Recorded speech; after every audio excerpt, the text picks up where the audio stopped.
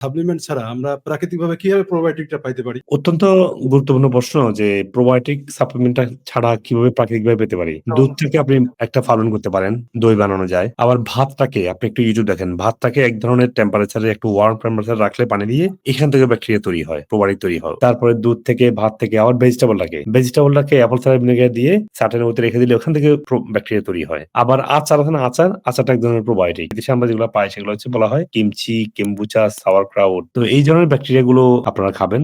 খাবারের ঠিক আগ মুহূর্তে খাবেন অথবা ঘুমানোর সময় খাবেন। মনে রাখবেন, হ্যাঁ? খাবারের সাথেও খাবেন না, খাবারের পরেও খাবেন না। খাবারের ৫ মিনিট আগে খাবেন। যাতে হলে পেটে গিয়ে গ্রো করতে পারে কয়েক মিনিটের মধ্যে। ১০ মিনিট আগে খেলে ভালো অথবা ঘুমানোর সময় খাবেন। তাতে সারা রাত ধরে এগুলা পেটে খালি পেটে থাকলে এগুলা পেটের থেকে চলে যায়। যে এইসব খাবারগুলা পেটে থাকে না, এগুলো ইন্টেস্টাইনে চলে যায়। ওখানে গিয়ে এগুলা গ্রো করে, কেমন? তো প্রোবায়োটিক সবসময় খেতে আমি বলিও না, কেন?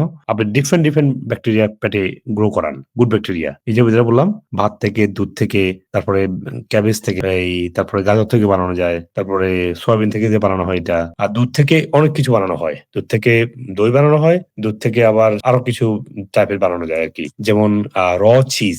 র চিজটা কিন্তু এক ধরনের ব্যাকটেরিয়া এবং সবাই ছোট বড় সবার খাওয়ার অভ্যাস করবেন, দেখবেন দীর্ঘস্থায়ী অনেক সমস্যা থেকে আপনি মুক্তি পাবেন ইনশাআল্লাহ। এই গুরুত্বপূর্ণ ভিডিওটি আপনারা শেয়ার করবেন যাতে করে আপনার আত্মীয়স্বজন এবং পরিচিতজন উপকৃত হতে পারে।